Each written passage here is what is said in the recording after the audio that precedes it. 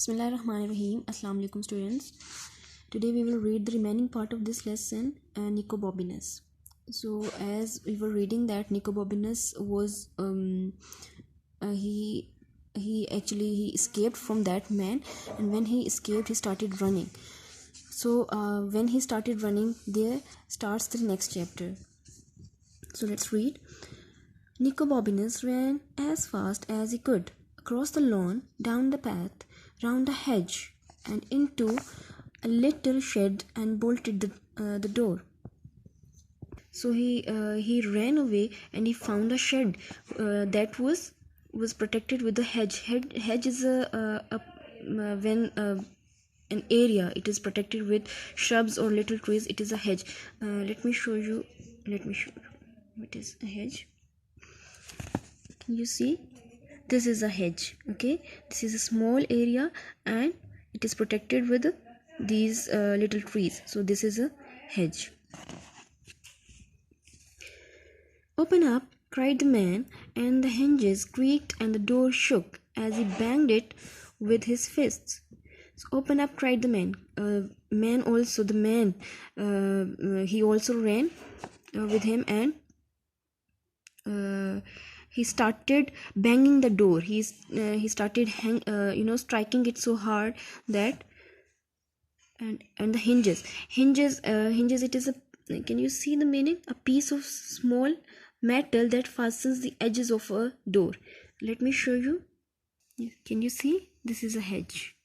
Okay, this is a this is not a hedge, this is a hinge. Okay, so it joins the doors. That door's not going to last long, thought Nicobobinus to himself, and he dragged a large old stone roller up against it. So the door was about to break. So Nicobobinus thought to himself that it will not last long. So what did he do? He found a big a stone, and he rolled it against that door. Open this door at once. Do you hear? The man was shouting, but Nicobobinus didn't hear anything at all. He was too amazed by what he had found. You will have to come out. Eventually. Eventually means in the end. The man was saying, and the longer you leave it, the worse it will be for you. The man is asking him to open the door because he thought that in the end he had to open the door. So he was actually giving him a warning that open the door, otherwise you will suffer a lot. But he could have saved his breath. Nicobobinus was on his knees examining what he had revealed when he moved the roller.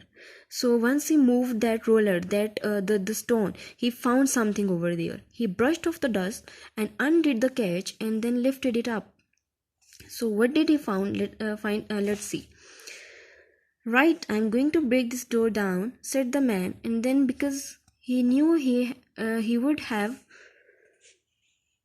to repair the door himself, he added, do you hear? No, look, he's just giving him some warnings because if he breaks the door, he had to repair it himself. So he is just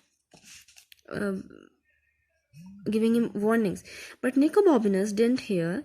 Nicobobinus had disappeared through the trapdoor he had discovered, and was running down stone steps that were slippery with slime and that smelt of graveyards, and that went down and down deeper into the ground until it became pitch black. Pitch black means completely dark. So he found a door, and when he opened that door, he found some steps, and he started getting down the steps. Those steps were slippery, and there was pitch black. It was completely dark over there. Rosie, said Nicobobinus to himself, this is all your fault. Because Rosie suggested him everything. Now he is thinking that this was all this is all Rosie's fault. He heard his heart pounding and his steps echoing along the dark rock of the narrow passageway, until all at once there was nothing, and before he realized he was falling in the blackness, he was So as he started getting down the steps, and he reached at a place where there was nothing any further. So he was really confused now.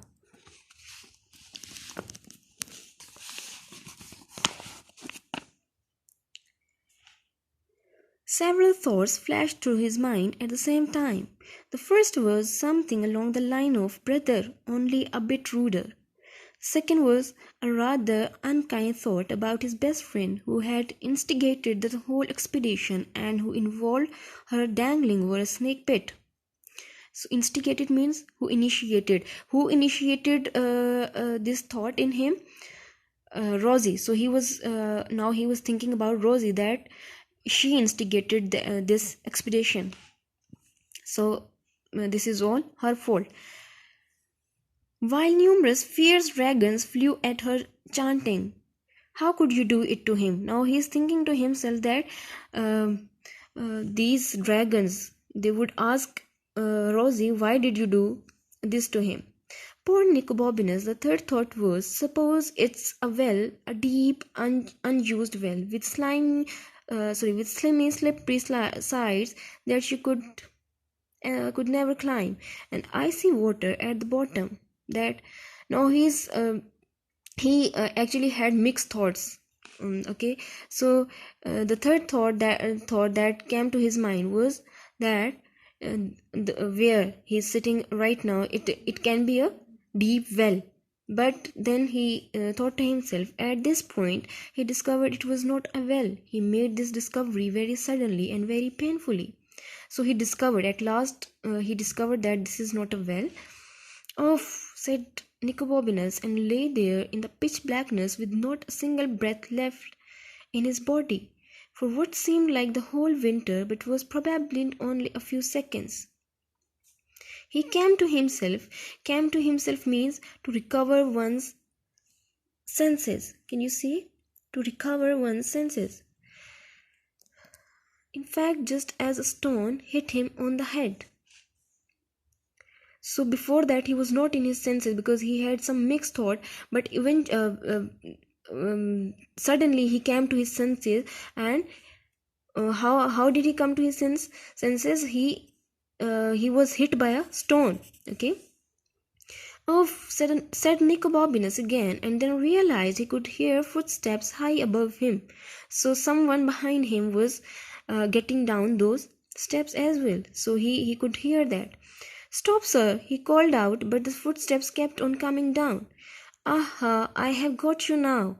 This was that very man who chased him.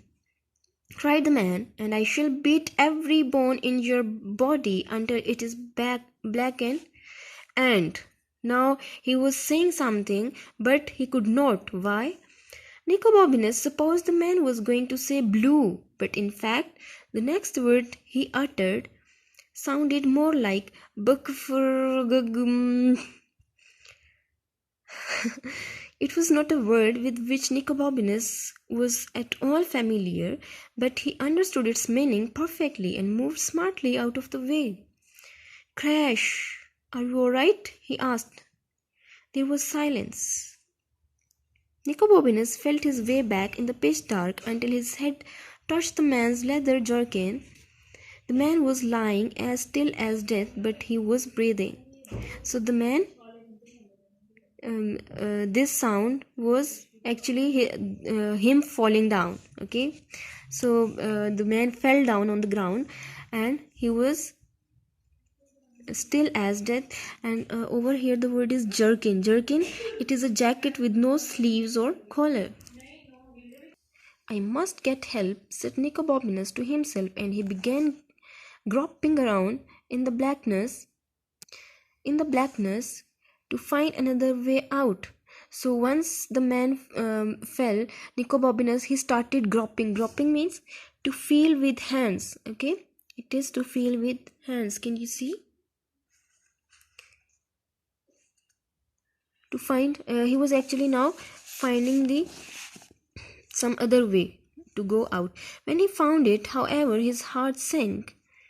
The only exit appeared to be a narrow gap. Now he actually found a way out, but again, what unfortunate thing happened to him was that gap was so narrow, down by the floor, no more than a foot high. I can't squirm through that. Squirm means to twist the body. Okay, he had to twist the body in order to escape that narrow gap, but he could not. He thought to himself that I can't squirm through that in the pitch dark, he said to himself, but at that very moment he heard Rosie's cheerful voice saying, "You can do it." Nico Bobbinus span around, and there, to his immense surprise, was nothing. No Rosie, no anybody. So there was no Rosie, but he could just hear his voice. But I don't know if it leads anywhere, he said to the voice in his head, and it's such a tight squeeze I might get stuck. He didn't hear Rosie's voice again, but he knew that it would have said, and that was how he found himself wriggling down a narrow passage of stone in the pitch black. He squirmed and he wriggled there in the black for a long time, and the tunnel got narrower until he could hardly inch along it. "I'm going back," he said to himself, but he didn't. He just kept wriggling and squirming until suddenly he found he could stand up. He took a pace forward and immediately fell over stone steps leading up. "Oh," he said, although what he really meant was, "Thank goodness." So, at last he escaped that dark place. He began to climb, and he was still climbing some minutes later. It must be a tower, he thought, or the grandest house in Venice. But at that very moment he saw a crack of light. He stretched out his hand and found himself touching a catch that clicked softly in the dark. A panel suddenly slid open, and Nico Bobbinus stepped through into the most amazing room he had ever seen. So this way he escaped that dark room, and this is the story of Nico Bobbinus and all those adventures. Okay, reread the lesson, and if you find anything confusing, do ask me.